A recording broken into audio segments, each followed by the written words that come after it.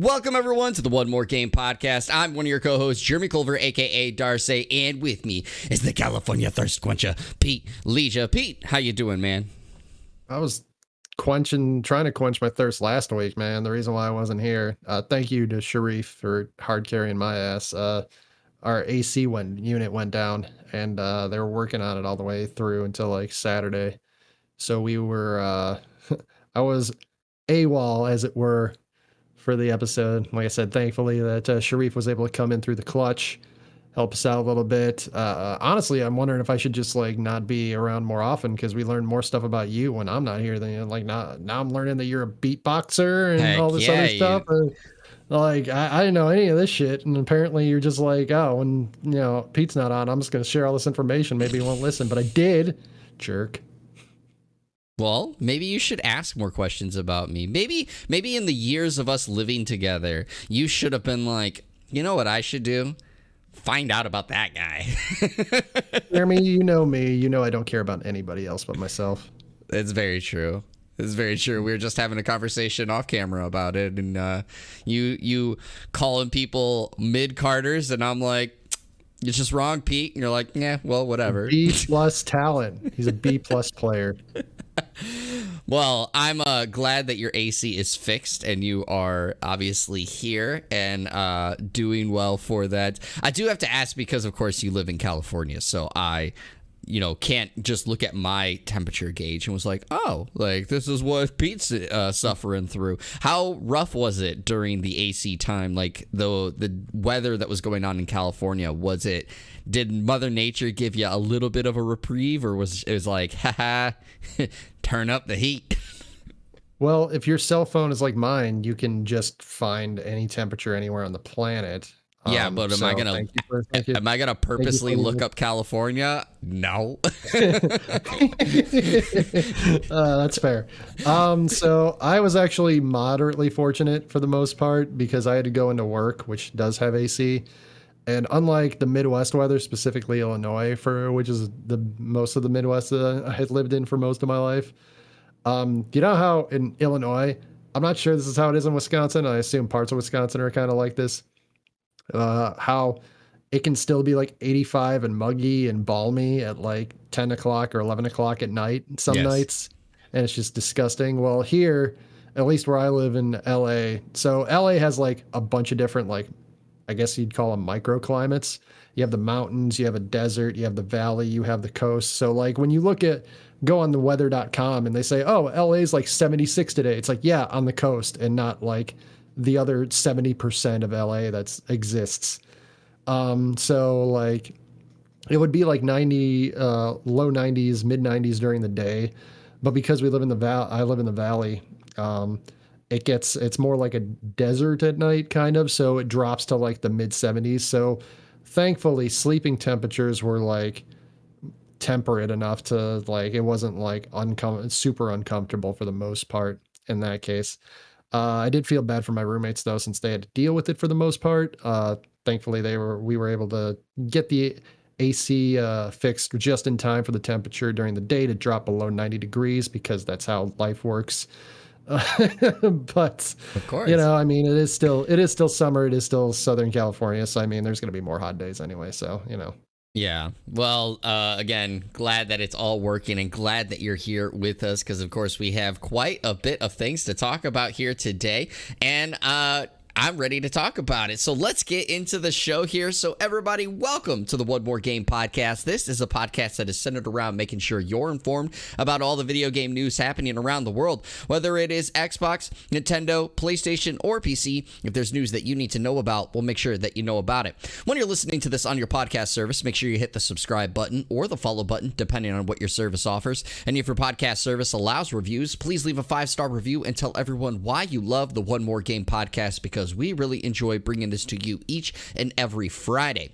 If you'd like to be part of the show by asking a question or suggesting a topic for discussion, head on over to pressstartnews.net/onemoregame and fill out the submission form, and your submission could be used on the next episode. Or you could drop it off in the live chat while we're here streaming over here on youtube.com/presssstart28, and we will reference it as it comes up. But If this is your first time to the podcast, welcome to the podcast. I hope you enjoy your listen, and I hope you enjoy your stay. If you are returning, you already know what it is. We start off every single podcast talking about what we've been playing lately. So, Pete, what have you been playing lately? Well, I had 2 weeks of a little bit of a gap to play some stuff, and you'd be probably surprised to know that I didn't play a whole hell of a lot, honestly. But because I wanted to learn about pain, I started playing Hearthstone. I hate myself. Then I wanted to learn about love, so I started playing Hades, which is a great game. And if you haven't played it and you have access to it, such as through the Xbox Game Pass, you should absolutely give that game a try. It is fantastic. And then I tried a new one, which the one I kind of wanted to talk about the most was Escape Academy, which taught me patience, because it is a puzzle game, and you want to basically the game starts out, you're going into like a job interview, and you find out that actually the interview is for Escape Academy, the namesake of the game, where you have to, basically it's a video game version of an escape room, and you have to solve puzzles to get through the room. And once you complete the first escape room, essentially, then you get inducted into the Escape Academy, and then you go through the academy itself. You have a bunch of different quizzes and classes, they call them, where essentially that's more escape rooms. They say that the people that learn from Escape Academy in the video game verse can become anywhere from like hackers to thieves to like spies and stuff like that. And so if you're really into like a puzzle game, you're looking for something different, puzzle game, this one is on Xbox Game Pass, and it is pretty interesting. I had a lot of fun. I didn't play a whole lot of it, but I played probably like three and a half hours, but I had a lot of fun. It was something different. It made my brain, my head do something other than just be a hat rack and a rack for my hair. So that was kind of nice and made me think about it, which is part of the reason why I went back to Hearthstone. I wanted to play more card games and do more thinking. But this is more fun and engaging than the Hearthstone was. Whereas as fun and engaging Hearthstone is, I don't want to say that it isn't. It also gets frustrating. So if you're looking for a puzzle game, looking for a first single-player puzzle game, I highly recommend giving Escape Academy a try. It was really fun. I enjoyed it. Will you go back to it? Yeah, I think so. It feels more like a game where I'm just like, I'll play for a little while, and then I'll like put it down, and then I'm like, I want to try to go like more of a puzzle, do some more puzzles and stuff. I'm a fan of Sudokus and stuff like that. So like, every once in a while, I'm just like, I want to play some Sudokus for a while, and that feels like kind of like what this game will be. So like one of the puzzles that I was working on was it was color oriented and paint oriented for like their version of art class. Like the basically you walk into the class and the professor's like, I was supposed to teach you stuff today, but I decided to hide my paints in my office and lock the door, and you have to figure out how to unlock it. It's like, okay, well, sure. And all these puzzles basically have a time limit. The art one in particular is 30 minutes. The induction one, I think only the first part has a time limit of like, I think 10 minutes. And then like once you're in the academy proper, the first puzzle there is like 15 minutes. So it progressively the puzzles get more difficult, but they give you a time limit to figure it out. I haven't actually let the time run out, so I don't know what happens if like there's just a game over and you have to restart or something like that. You die. Well, the 15-minute one, they said that there was like a memory wiping gas that was leaking into the room, which I don't know what kind of phlebotomium they made up for that, but that was kind of interesting. So I was actually wondering, I was like, I kind of want to see what happens if I don't complete the puzzle. Yeah. I didn't end up doing that though. So I'd probably maybe I'll do that next time. Yeah, maybe I'll go back and do that next time.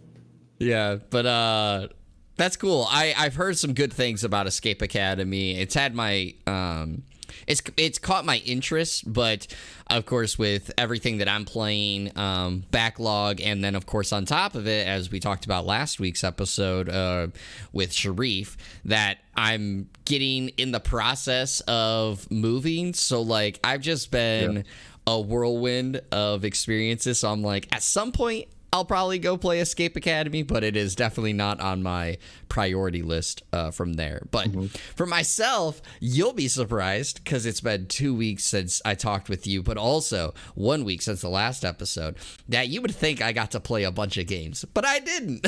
I got to play about the same thing that I played before. I played a little bit more of Fire Emblem Warriors 3 Hopes. Funny enough, I actually bought it now, so now I am the proud owner of it. I don't just rent it like I was before. Ooh. But I want to say this just because more so for a joke, but I got to play a new RPG that I bought called Dusk Diver for a grand total of 10 minutes, and then I had to turn it off because I was in the process of doing some other things. Obviously, the house hunting has taken a big precedence over everything else, which I will update people. My wife and I, we did find a house, so congratulations to us. But we are still now doing, like, I guess, like, the way to simplify it is like we're doing like the negotiating part of the house, but like the deal has already been signed and accepted. There's just like little nuances that we have to get figured out. Dot the I's and cross the T's. Yeah, exactly. So we have the house, but we just got to get these other little minor things squared away. But going back to Fire Emblem 3 Hopes, Fire Emblem Warriors 3 Hopes, I should say, even though I haven't gotten too much further into it, I continue to really like the game. I've gotten to the point essentially where in like Fire Emblem 3 Houses, the game that of course it's based on, I've gotten to kind of the point where now almost all of the little mechanics that are present to develop the characters are there.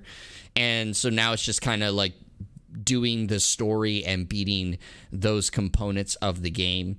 I find it really interesting though. So if those that have never played a Fire Emblem game, and I think we've talked before, Pete, I don't think you've ever played a Fire Emblem game, if I remember correctly. So with Fire Emblem, there's one very, I guess, important component to the game that most people that play the game understand, but those that haven't played it probably won't. But there's 2 modes that were introduced in recent games. But there is classic mode, and then there is, I think they always call it like casual mode or something. But in classic mode, in all of the Fire Emblem games before classic mode was introduced, and then when classic mode was introduced, then henceforth, if a character dies in combat, that's it. That character is dead and they're gone, and any of their story or dialogue that would have been there in the game is no more. So you like have to pay attention and be mindful of your soldiers in combat to avoid that. Or of course you can just refresh a save, if as some people do, right? Well, in Fire Emblem Warriors 3 Hopes, you can do the same. You can have a classic mode and a casual mode. And in the classic mode, again, if a warrior dies, then they're done. Then that's, the end for them. But I found it interesting that in this one mission in particular, the enemy that I was facing, there was right before the match or the battle, you can have strategies on how you want to, some extra things to tackle the map. And one of them was for these 2 characters in particular, they were to recruit them on the map. And I chose to recruit one, and I didn't choose to recruit the other one. And then I just chose like 2 other little strategies. And I found it interesting that in the game, the same thing happened. When I killed the enemy character, they were dead and like they were done. And so I can't recruit that character anymore. So I found that interesting piece, because in most Dynasty Warriors games, as you know, Pete, from I think we've talked about it before, you've played some of them, that like when you defeat an enemy, they always retreat or you capture them. But in this, it was like, nope, they're dead.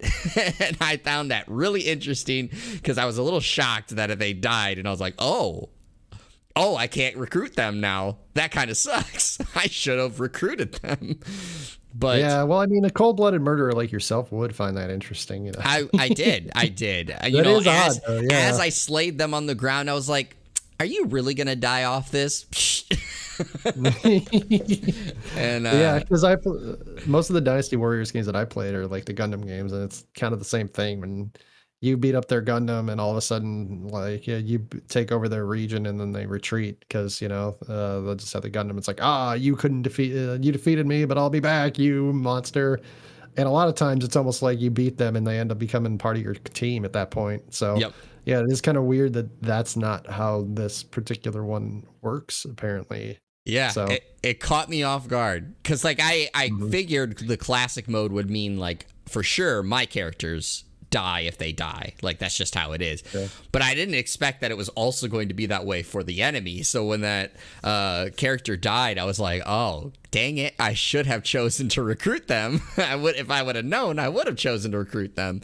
But Refresh that save. yeah, well I already saved over it, so they're dead. Rip that character. Bye-bye. Rip that character. Yep, Bye-bye. exactly. But yeah, so I'm still having fun with it. I still recommend it. And last I knew, I'll probably try to drop a link in the show notes. But last I knew, Fire Emblem Warriors 3 Hopes was on sale on Amazon for $10 off. I think it's like $50 now. So totally recommend it. And there's a lot of content because again, it takes it like Fire Emblem Three Houses, where you can play as each house. So technically speaking, you have replayability of up to 3 times in one single playthrough. So it's a lot of fun. But we're moving on from that. We're going to be talking about our games catalog now because we have quite the list here. We have Sony warning of a weaker PlayStation business. Grand Theft Auto 6 news coming out. EA is working on a new Marvel game. And the Nier Automata mystery has been solved. For those who haven't been following it are probably like, what are you talking about? Well, I'm going to fill you up on that here in a little bit. But we're going to our main title here. And it's the main one that we're talking about. And it is, again, Sony warns of a weaker PlayStation business as game sales wobbles. We're going to The Verge here, written by Tom Warren, and it goes as follows. Sony has cut its annual profit outlook, warning of weaker PlayStation game sales. The forecast comes as Sony revealed it shipped 2.4 million PlayStation 5 consoles in the recent quarter, up only 4% from the 2.3 million shipped during the same period last year. And PS5 lifetime shipments have now reached 21.7 million. While hardware sales are slightly up year over year, software sales have plummeted 26%. In an investor call, Sony blamed the game slump on a lack of big PlayStation titles this year compared to 2021 and less time spent playing games in general, backed up by monthly active PlayStation Network users dropping 3% to 102 million overall. Sony released its exclusive Gran Turismo 7 and Horizon Forbidden West earlier this year, but Elden Ring arrived at the same time across multiple platforms and stole the limelight. Reuters reports that Sony has now revised its annual profit forecast down 16% for its gaming business as it anticipates another fall in game sales next quarter alongside costs associated with its recent $3.7 billion Bungie acquisition. Sony's PlayStation game sales are the latest sign that the gaming industry is slowing down after a big boost during the initial stages of the pandemic. Microsoft, which doesn't reveal its own Xbox hardware shipment, but the company saw Xbox hardware revenue dip 11% in its recent quarter, alongside a 6% drop in Xbox content and services revenue and a 7% decline in overall gaming revenue. While Microsoft has a strong fiscal year for Xbox revenue, the company is also warning that gaming revenue and Xbox content and services revenue will both decline next quarter. There, of course, is more details here in this article, but Pete, I'm going to kick it over to you. So, do you feel that the gaming industry is on a downward trend as per se as some of the rhetoric in this article? So I think there are several factors saying that the gaming industry is slowing down, as the article says. Sony can point to the fact that they've only had a couple of big titles drop this year, one of which was Elden Ring, which wasn't just Sony specific. They had Horizon Forbidden West, Gran Turismo 7. Gran Turismo 7 also, while it was critically acclaimed, was not exactly received well by the audience for at least the first month. That might have changed by now since they made a lot of updates since then. But I mean, like, they had the 30-hour downtime where when they tried one of their updates, like, you couldn't play the game. They had issues with their They've had issues with monetization, their microtransaction stuff that has been a plague among video games for years now. But if that's one of the things you're going to point at, they don't really have many other big games coming up like most or much of the rest of the year. I mean, They the have article lists God of War. article lists. Yeah, the article lists later they have God of War Ragnarok, which is from set to launch on November 9th, and The Last of Us Part 1 remake on September 2nd. But that's a remake, so I mean, like that's who knows if that's going to be like a lot of people are like, oh, I'm going to jump on that because I'm going to play that game again. I mean, there's going to be a lot of people because Last of Us is a very popular title. A lot of people are going to jump on that, but not everybody's going to just be like, "Hey, I'm going to buy a new version of this. Let's go play the other version that they already own." So, I mean, if that's your point, that's the thing you're pointing at. That's I don't know if that's necessarily going to rectify the rest of this year. Also, the article mentions that just less game time spent playing games in general. This is the first year basically since 2019 that this is the first summer that people are like able to go out and do stuff relatively admitted everywhere. I don't know if I want to say safely because we still have COVID going around, still have a pandemic going, but I mean, most everything is opened up. 2020, obviously it wasn't. 2021, it was still kind of touch and go for a lot of the year. This is the first summer since 2019. At my job, we run surfing events, and they've gone to a lot of these locations, and they're like, this is the first time we've been here in 3 years, and it's just like, it may or may not seem like it's been that long. It may seem like it's been longer, but like, that's 3 years that like you haven't been able to do a lot of this stuff. Not to mention gas prices have risen a bunch. They're starting to taper off a little bit. Inflation's rising a lot, just as a catching up from the fact it hasn't risen in a long time. There's a lot of that stuff going on. There's probably not much cash on hand to be going around giving out to buying some of these games, along with the time not being spent to be able to do some of this stuff.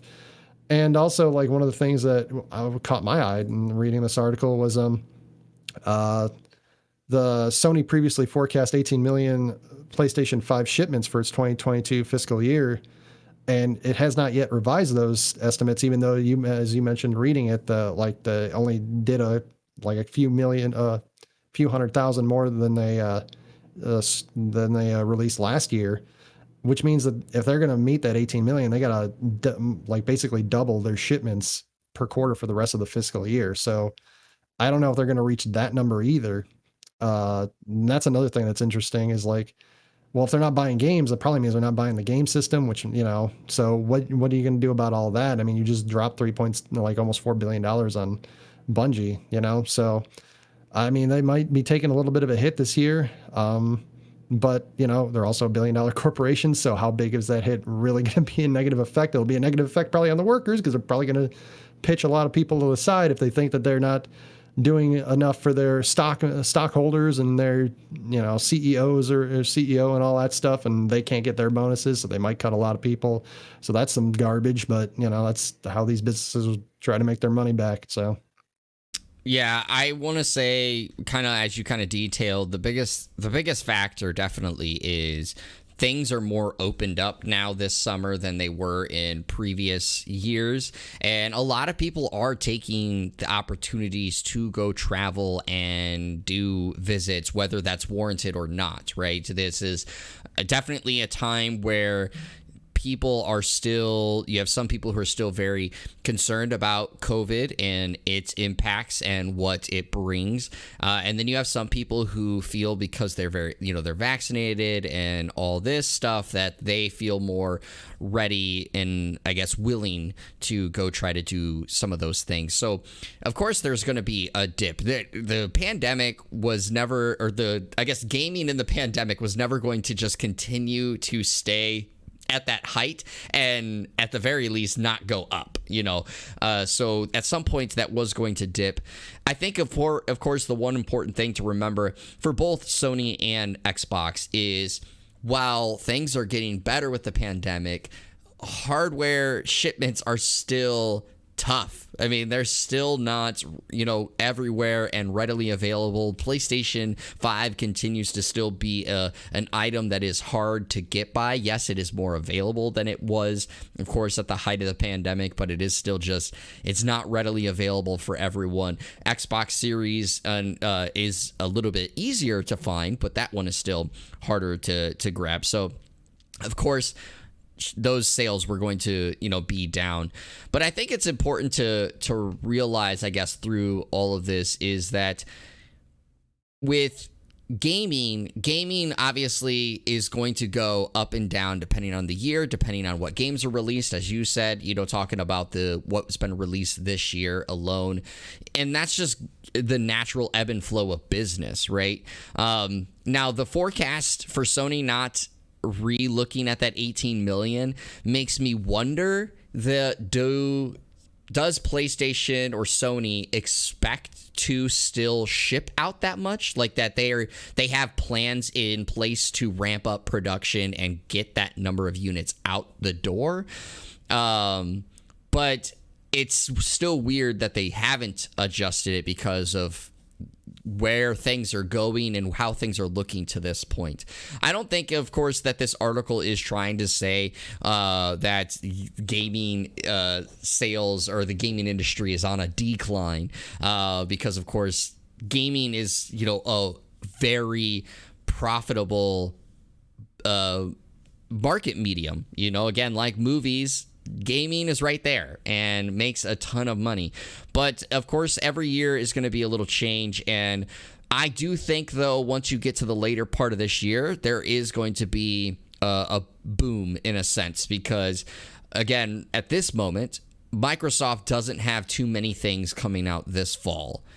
But Sony, at the very least, has God of War Ragnarok, one of the most anticipated games in recent years. Obviously, Horizon Forbidden West is another one, right? But God of War Ragnarok has been highly publicized, highly anticipated. Hell, even Phil Spencer of Xbox said his most anticipated game of this year is God of War Ragnarok. And I mean, like, Phil Spencer does say how it is at times, but like when you have your technically direct competitor saying, your game is my most anticipated game of the year, that says a lot. So I assume that coming around November 9th, we'll see a bigger increase in production and stuff. And again, you're going to have up and down years, so I wouldn't sweat what's going on with this.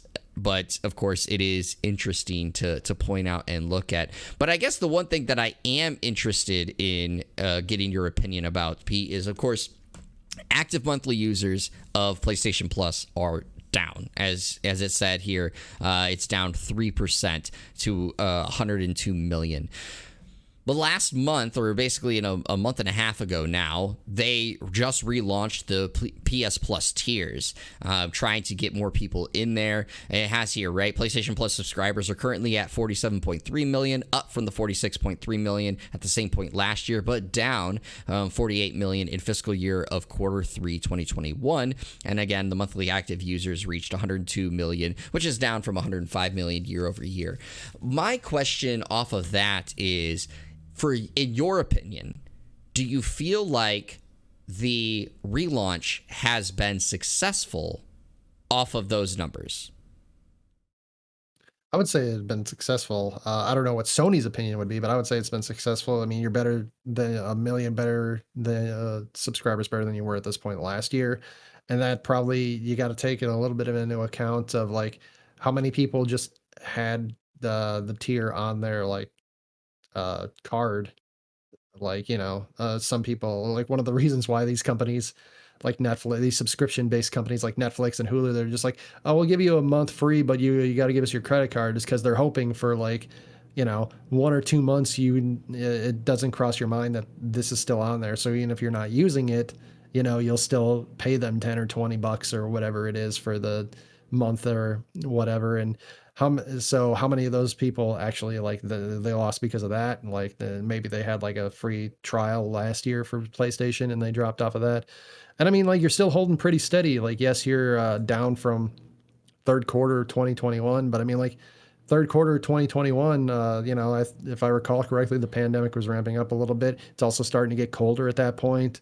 Because remember, their third quarter of their fiscal 2021 would have been, the winter months at that point, because the way their fiscal year starts in April from earlier episodes. Hmm. So their fiscal year isn't like July, August, September. It is October, November, December. So I mean, I assume that those subscribers will start coming back once school starts. Once they can't go outside anymore, the days are shorter. Most of the country is, it's going to be colder. You're not going to want to go outside anyway. So I would say it's been moderately successful, especially a year ago this time. They're still a million stronger than they were. Yeah, I also wonder how many of that million per se were people who were solely subscribed to PS Now, and when it got rolled over into PlayStation Plus, of course, are now in the PlayStation Plus program. So I'm a little curious on that aspect, but of course, they're not going to show that numbers right away. But Right. anyway, we're going to go to our next article. This is coming from IGN, written by Joe Screbbles, and it is GTA 6 will reportedly feature a first female playable character and add new cities over time. And it goes as follows. Grand Theft Auto 6 will reportedly feature a female playable character in its campaign for the first time. Rockstar apparently plans to launch the game with a single city, but add more locations as over time through updates. As part of the report on Rockstar by Bloomberg, sources close to the studio discussed the new female character who will be Latina. The character will reportedly be a part of a pair of bank robbers in a story influenced by real-life criminals Bonnie and Clyde. Female protagonists have previously only been available as custom characters in GTA Online, never in the game's single-player campaigns. Rockstar co-founder Dan Houser, who has since left the company, previously indicated the company was thinking about a female lead as far back as 2013. Now, there was an update to this. It said the first Grand Theft Auto game featured female playable characters. This would mark the first in the 3D GTA series of being able to play as a female character. The report also indicates that the launch version of GTA 6 will begin with fictionalized Miami and surrounding areas, presumably a return to Vice City, while we will be updated with, quote, new missions and cities on a regular basis. That launch version report apparently already includes more interior locations than any GTA game previously. Per the report, the game is codenamed Project America due to its original plan to include huge territories based on North and South America, but the plan was scrapped in part to reduce crunch for employees. And sources say that the developers on the game are skeptical about predictions for a launch between April 2023 and March 2024 due to multiple changes on the team and bottlenecks in production. Some developers are even said to have quit due to a lack of progress on the game recently. Developers on the team reportedly expect the game to be at least 2 years away and say that no firm release date has been set internally. So there, of course, is more to this article, but I'm going to then pass it along to you. So, Pete, what is your thoughts about these changes, or at least this reported news around GTA 6's characters and story setting? Well, we talk about on the podcast a lot about representation in gaming, and having a Latina character, female character as one of the leads is good. It's great. Get more of that. More representation is good. More representation is necessary. The interesting thing to me is they're talking about story influenced by real life criminals, Bonnie and Clyde. That interests me as a person who kind of like when I worked at Discovery Channel, I was sort of forced to watch a lot of Wild West stories about like Wild Bill and Bonnie and Clyde and Cassidy and the Sundance Kid and all that stuff. A lot of that was really interesting parts of history called the Wild West at that point. So I'm interested in what kind of influence on Bonnie and Clyde they could have. Is it just the fact that it's a male and female character that you can pick up? If there are actually references to that, those two. So that part is really interesting to me. The fact that seems like such a wild and wide game that they are creating. The Project Americas, like you said while reading the article, was a reference to the fact that they had so many plots of ideas of like just using so many different areas on both North and South America. So that part's really cool. The one thing that kind of jumped out at me reading the article, you touched on it, that some developers said to quit due to a lack of progress in the game recently. I would be a little bit more concerned about that. But we also just had an article a couple episodes ago, maybe 3 weeks ago at this point, where we talked about how because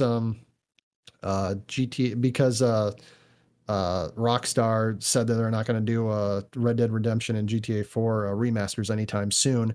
They moved a lot of those developers over. So I wonder if that was in response, either the people quitting was in response to that, or the lack of progress was in response to that, or the fact that they left.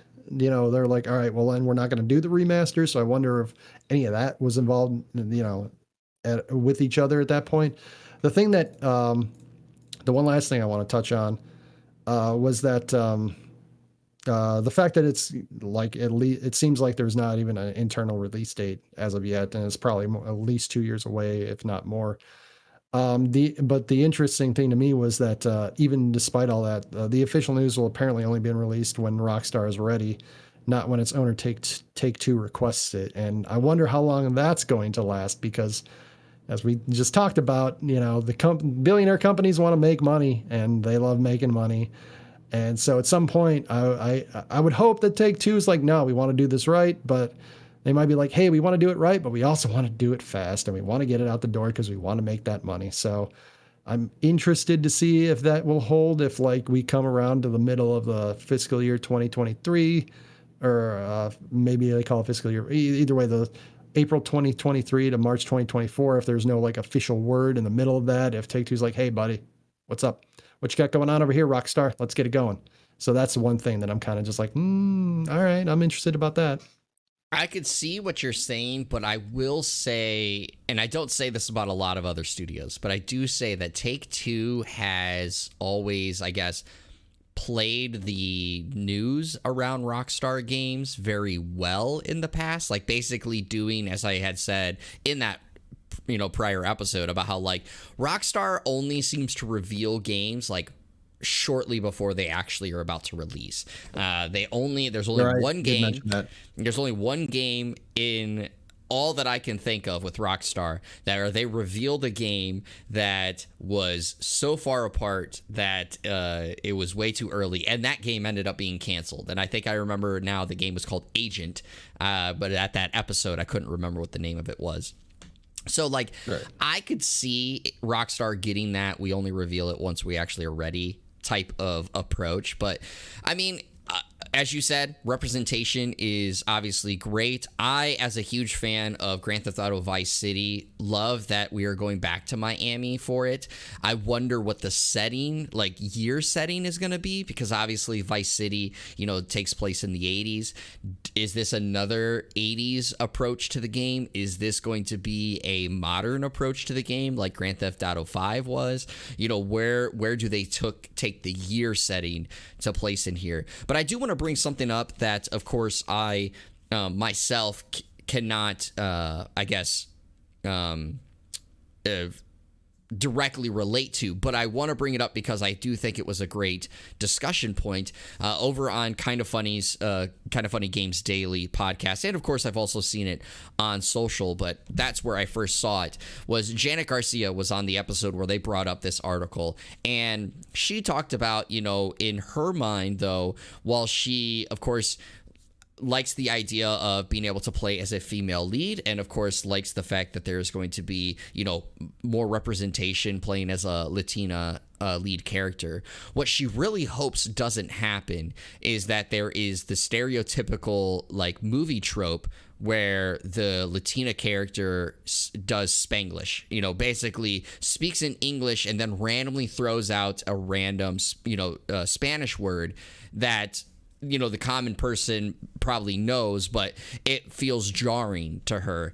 And of course, I didn't think about it, at the time when she brought it up, but I could see that being, for people like Janet and herself, that like those things are jarring, but also feel slightly out of character, and I guess the term that she even used in her discussion was racist, right? So I'm hopeful that that's not going to happen, but I think that that was a good, interesting talking point, and I recommend you going to check out that discussion point over on the Kind of Funny Games podcast. But I wanted to bring that up in here because of that I guess viewpoint from a person that I respect in her discussion points and stuff. But outside of that, back to the other factors of it, I'm curious, like you, where did the quitting come into play? Was it before the changes of dropping the other one? Was it after the changes?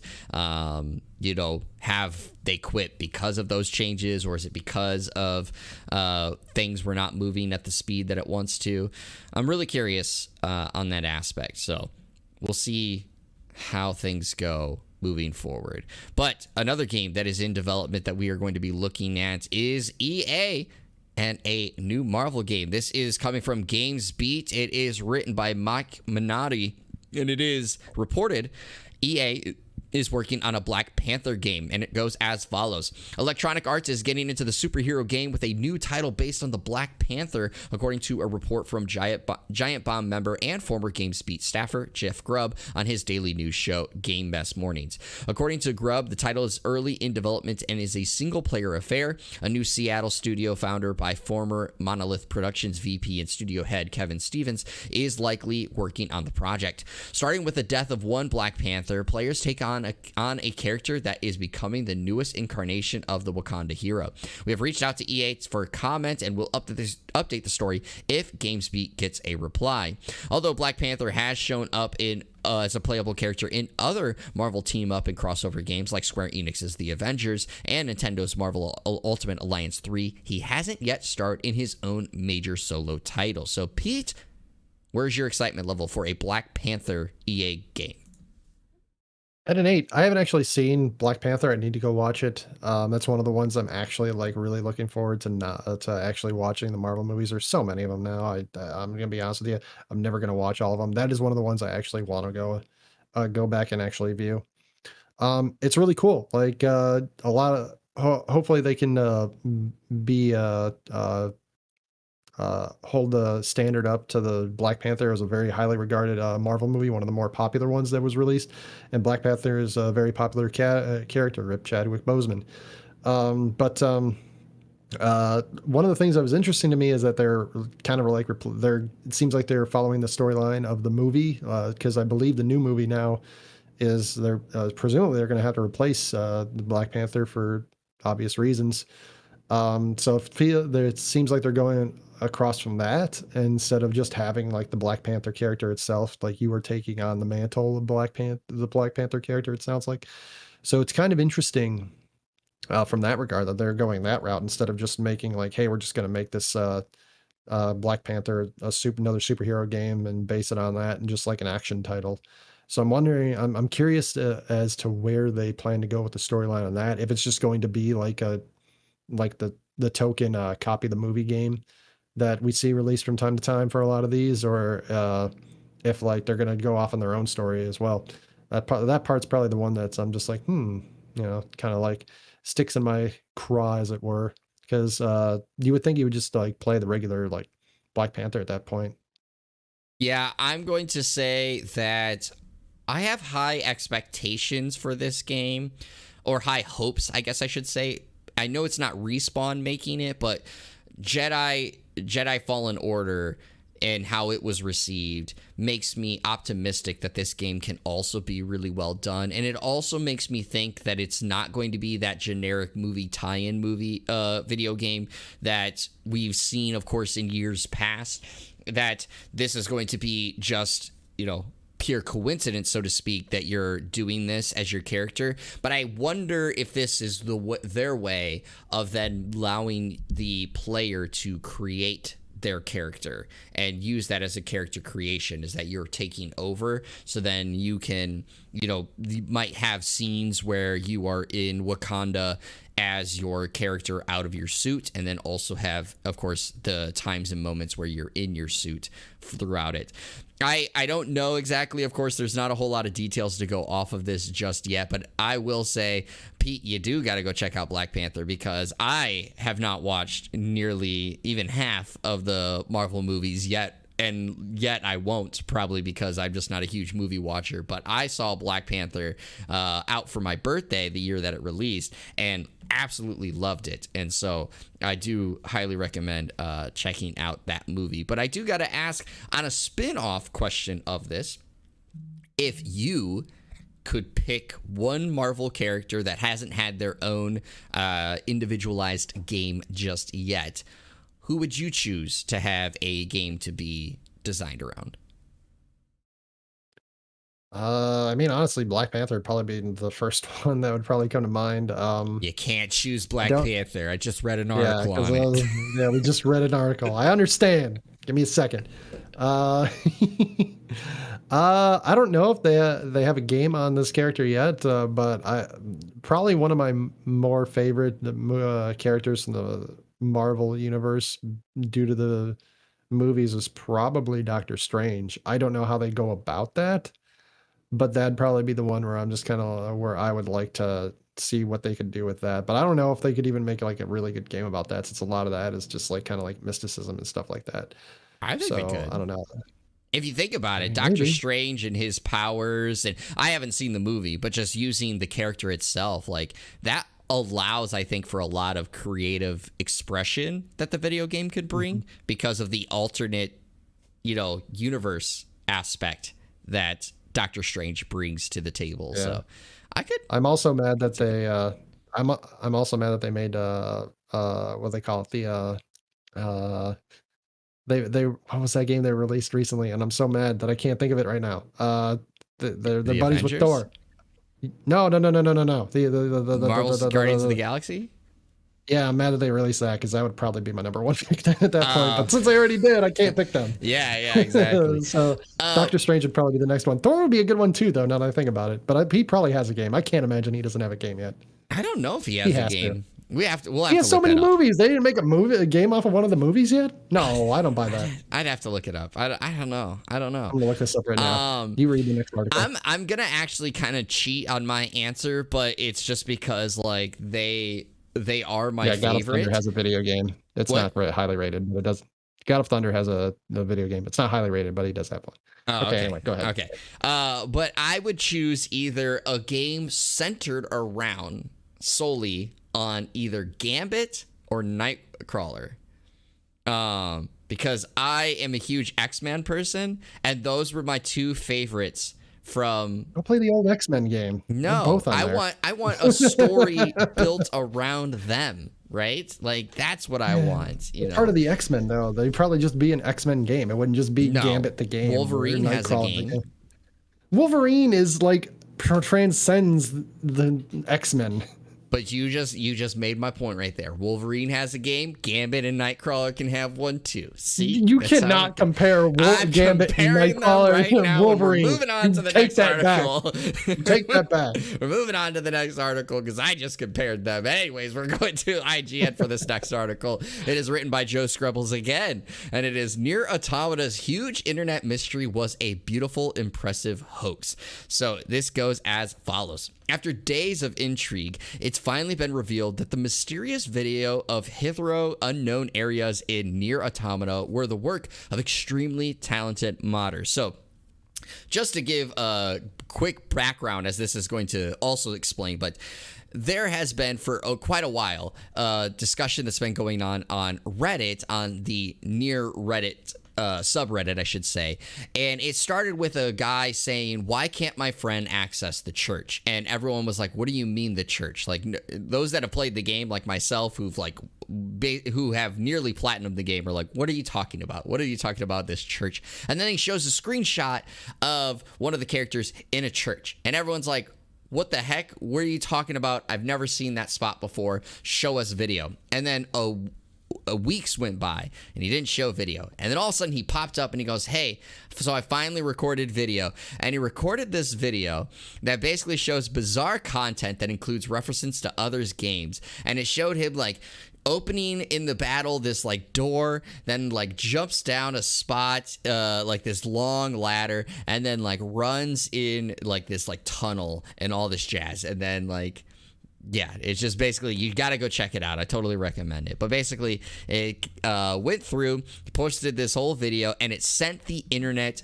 I should say the Nier subsection of the internet, on a frenzy, trying to figure out all these things, trying to access the door, not being able to do it, trying to figure out Yoko Taro, the creator of it, because he is all about cryptic stuff. Is this another Yoko Taro secret that no one knew about, and all this jazz? Well, turns out it wasn't as impossible to mod Nier Automata as everyone thought, as with a Twitch stream, the team revealing that the entire saga was indeed the work of talented fans creating new content within the game. As you can see in the gallery below, the Twitch stream ended with an admission that all of this was created with mods by 3 individuals. Quote, "Thank you," read a text slide that aired at the end of the stream. "Everything we have shared has been completely in-game. No editing was used. We have been loving all of the discussions and theories. This has been an amazing journey. It has been inspiring to see the community come together after so many years. It has made all the hard work well worth it." While some, of course, were disappointed that this wasn't meaning more official Nier content is coming soon, the fact that the team has been begin adding in-game content to Automata at all is huge news for the community. Many believe that this wasn't possible, but the modders have promised to release the new Blender add-ons and scripting tools on an open source basis, seemingly blowing the modding scene wide open for the first time. Now, this scene, of course, has been like shows references to some other Yoko Taro games and in the Nier universe. But Pete, obviously, there's more to this article, but I got to ask you, because I don't know if you've even known about this, but what was your take when you were reading how this whole thing unfolded on the internet? Because I watched it unfold, and I was like, my God, I need to go figure out this door. I've seen some references to it online on Twitch or on Twitter specifically. I mean, I wasn't like that involved in it or that in tune with it, but it is pretty cool that this happened. It brought together kind of a community that, yeah, they had Reincarnation released in 2021. Yeah, they had the remaster of Nier Replicant, but they haven't had like an actual main game since Automata from was like 5 years ago, which I started playing and I think it's fantastic. And just even the first part of the game playing it, I'm like even if like I decided I wasn't going to like this game, or I didn't feel like I was going to like this game, I could already tell this game is really well crafted and well done. Like you can sense that from very early on in the game. But it's pretty cool that to like be able to generate such rampant interest. I did not know that like the game hadn't been modded at all or messed with at all before this. It seemed like it couldn't be possible for the most part, which is interesting. It was really cool of Yoko Taro, the creator, not like because I guess people were asking him, according to the article, and he didn't like be like, yeah, that wasn't us. What are you talking about? He's kind of like, oh, what do you know? I don't know. Who knows? You know, he was kind of like playing along. Yeah, it was really cool of him to kind of like just play along with the mystery instead of just like ruining the whole thing right off the top. So that was really awesome of him to do that. I mean, this game, it didn't really harm anybody. If anything, it strengthens, like, you can point and be like, hey, look at how popular Nier still is. Look at how popular or how rampant the fan base is. You can easily sell another one of these games that they're like, just like added content or modified content for like a game that we released 5 years ago. Like maybe we should start making another one, and maybe it'll generate enough interest and intrigue, and maybe they'll just go back and be like, hey, you know what? Yeah. We know this game's popular. We know the fans are really tied to it and they really enjoy the series. So like, hey, let's make another one of these.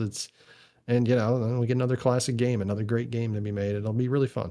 I hope that they make another one, man, because Nier Automata was so good, and it was to I guess correct one thing that you said. It wasn't that this game hasn't been modded. The modding community on Steam, of course, in most games that of course support modding, have done a lot of great things. But typically what modding does, right, is like maybe it creates like a new skin for your character, or it changes some like weapon stuff, or like maybe they can add like some dialogue and things. But like this was the first time, which is what people were like really getting into, is that it created a whole new level to the game. Like it was creating pieces in the game that reacted off of the player, which is why people were like, okay, this isn't a simple modding, because like modding hasn't gotten to this point yet, or like at least hasn't in Nier at this point. So it was like, like I said, it spawned this whole thing. And I even retweeted the original video when it first came out and said, oh my God, I need to play this now to find this door. Like I was like, I gotta find this door. I remember seeing that And I think you were one of the experience first this. tweets I saw about it, yeah. So like it's crazy, but it's awesome. And I do, of course, Yoko Taro not revealing it is like perfect Yoko Taro character, because that's exactly what he does. He's super cryptic, and I loved like his thing. He tweeted out in English, which he doesn't tweet out in English obviously very often, but he tweeted, what do I think of this game? Check out my profile. And in his profile, it said, I cannot comment on anything about the game. Go ask the publisher. Like that's what he put. And so I loved like it just created this more intrigue to the world. But yeah, it's an awesome little bit, even if like for those that don't play Nier Automata, I totally recommend checking out, because the video itself is just actually just really cool to see, obviously, that what these three people were able to add to the game. And of course, thus ends the Church Saga mystery. So all right, so we're going to go to our last article here, and it is written by Polygon, written by Michael McWhorter, and it is Square Enix Tactics Ogre remake leaks again, and it is coming this November. So Square Enix still unannounced remake of the classic RPG Tactics Ogre Let Us Cling Together is coming to PlayStation 4 and PlayStation 5 on November 11th, according to leaked details from Sony's PlayStation Store. Those details, posted by PS Deals, include new screenshots of Tactics Ogre, Reborn, and a long list of improvements to the original game. Those improvements include new high-definition graphics, revamped enemy AI, fully voiced cutscenes, and music that's been re-recorded with live performances.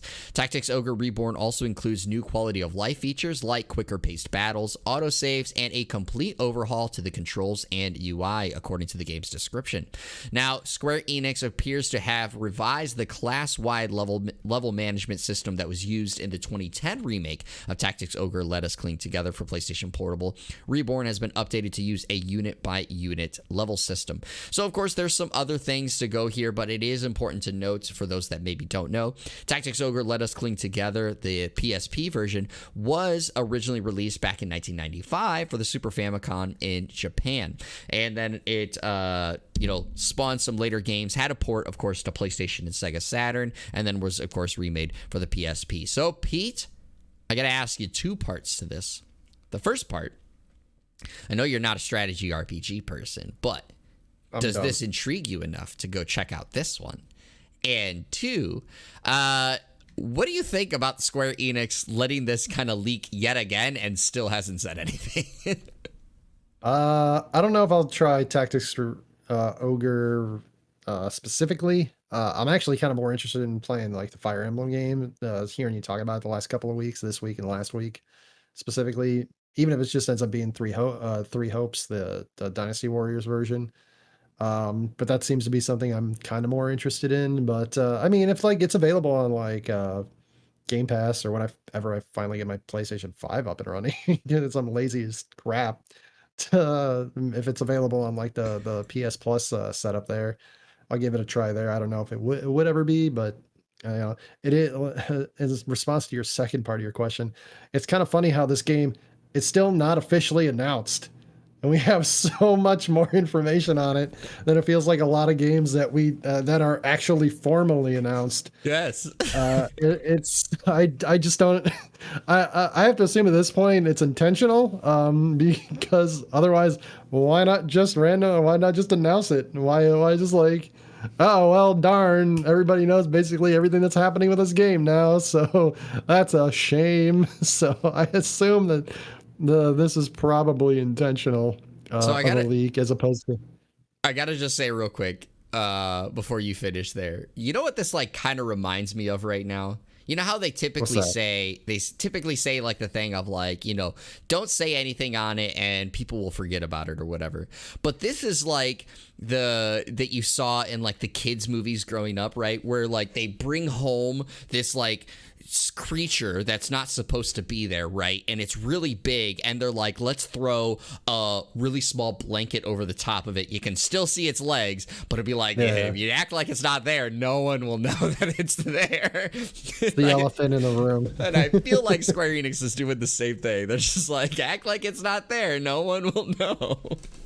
It's almost like a brilliant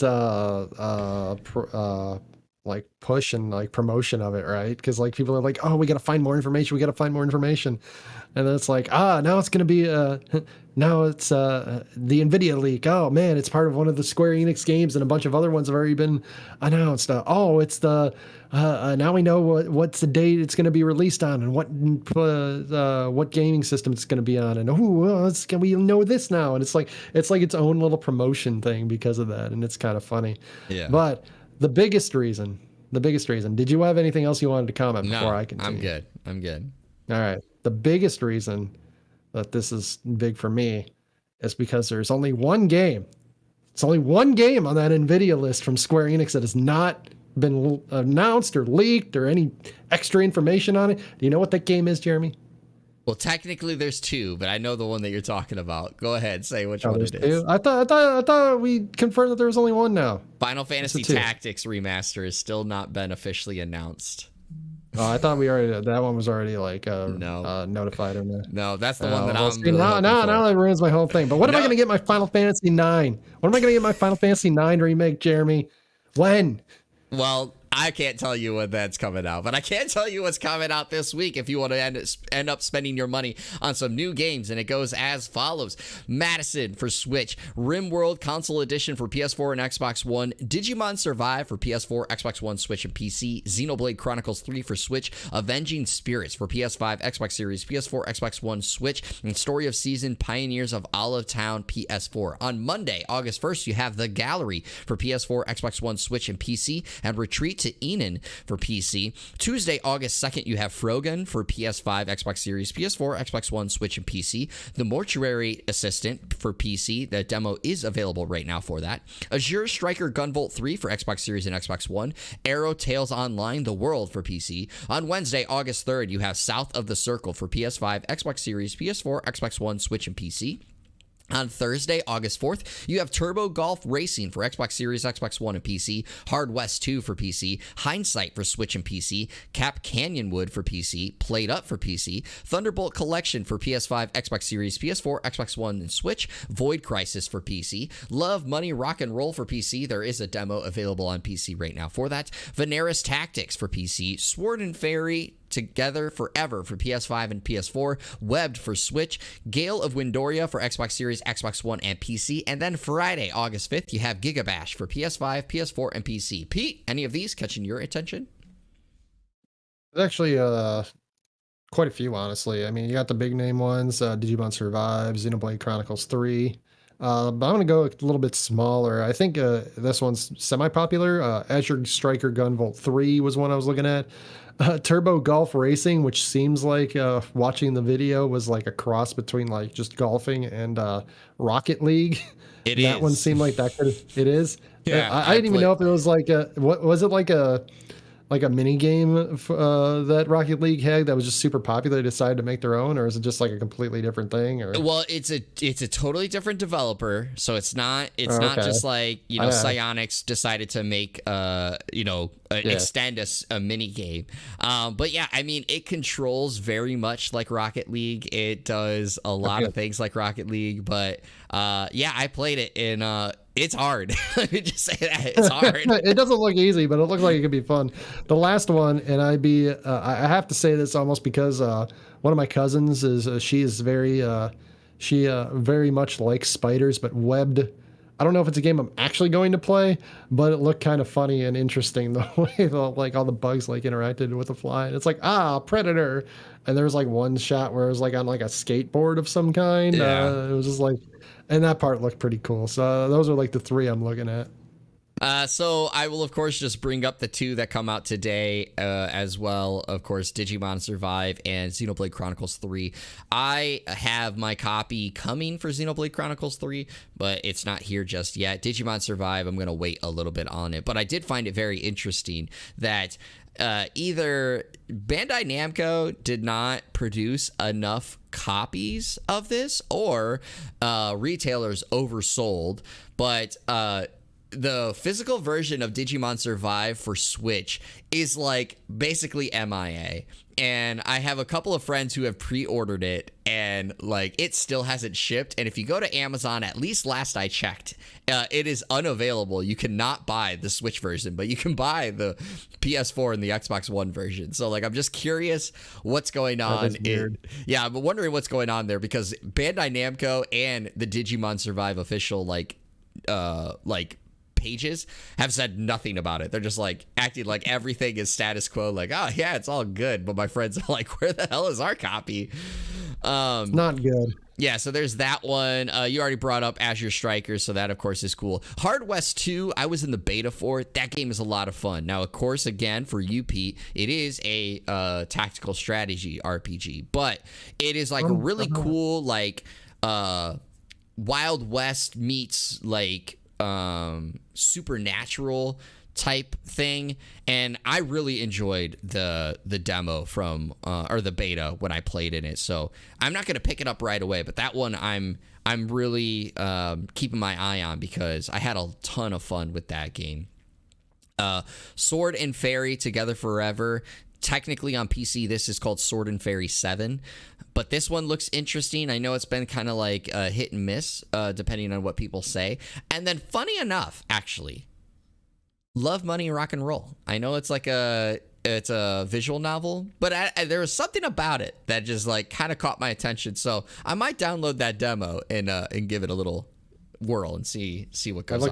I looked at Sword and Fairy and Love, Money, Rock and Roll too. Those are ones that are like were interesting. There was a lot of ones this week. It felt like there's like 7 or 8 where I was just like, and that's not even including like Digimon Survive and Xenoblade, like, because those are like the main big ones on the list that will jump out at you. Like there was like a bunch of other ones like, okay, yeah, I could see myself playing that. Yeah, exactly. I want to just say it. I don't think we've said it enough here on the podcast, so I'm going to just say it. I know for a lot of people, you always go for the AAA titles. That's very like usual. It's not out of the ordinary and stuff, very common.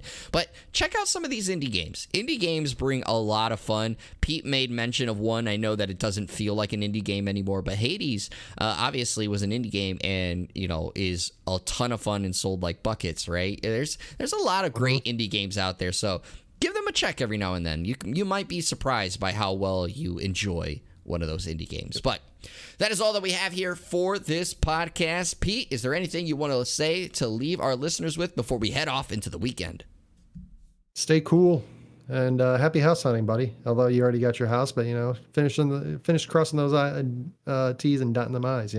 We're in a sense, for this part, we're on that final stretch. We just got to hit the finish line, and then we realize that there's actually a whole nother lap that we got to do. But right now we're just trying to get across that finish line, one hurdle at a time. God damn it! Yeah, exactly. We'll get there. But thank you so much, and everybody, thank you so much for tuning in here to the One More Game podcast. I've been one of your co-hosts, Jeremy Culver, aka Darce. This has been the California Thirst Quencher, Pete Legia, and we really enjoy bringing this to you. As always, everybody, stay hydrated, stay healthy, stay safe, and keep on gaming. We'll see you guys on the next episode.